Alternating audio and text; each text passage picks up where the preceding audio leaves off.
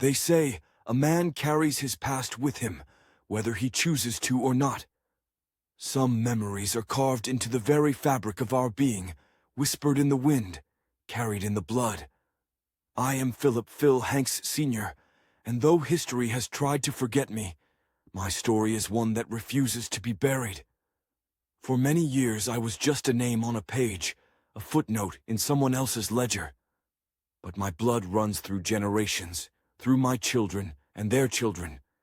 And before me, my name was spoken by those who came before, the Hanks family, the same family that gave this country a man named Abraham Lincoln. My beginnings, a child of two worlds. I was born in 1860 in Granville County, North Carolina, at a time when freedom was still a dream for men like me. I was born a Hanks, though my birth was not recorded in any family Bible, nor was my name written with pride in the will of a father. My mother was a woman of strength, but the world saw her as property. And my father was John Durham Hanks, son of Argyle Hanks, a white man who carried the same blood as the President of the United States. Whether he whispered my name in secret, whether he wrestled with the knowledge of my existence, I will never know. But what I do know is that when he died in 1865, his will contained one act of reckoning. He set me free. The war had ended, and with it, the old ways of bondage were supposed to crumble.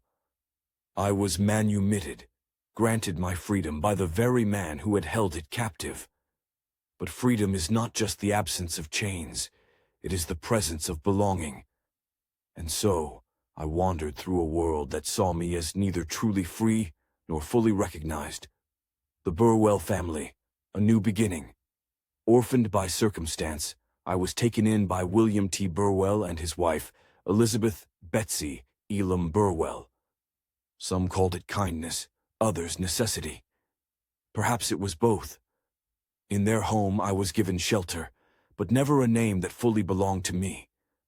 The Burwells had their own history, one that stretched back to Virginia, to Colonel Nathaniel Burwell and his descendants, including George Harrison Burwell.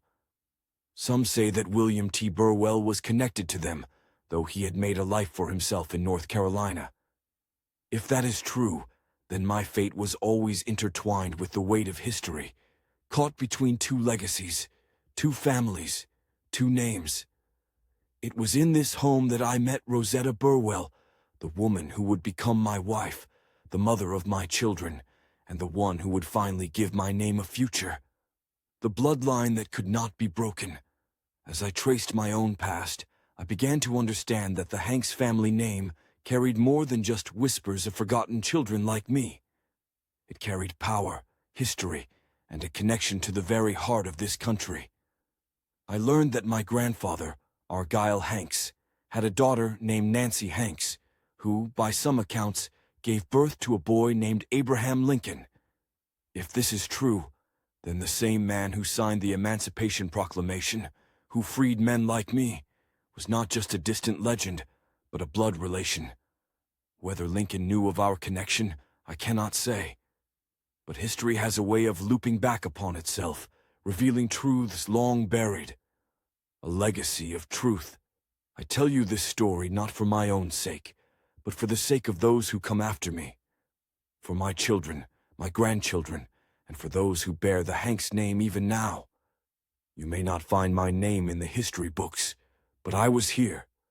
My bloodline runs through you, through those who carry the weight of forgotten stories, through those who refuse to let history erase the truth. And so, when you hear the name Hanks, know this, it is not just a name. It is a legacy. It is a testament to survival, to resilience, to the undeniable force of family. I am Phil Hanks Sr., and this is my story. Now it is yours to tell.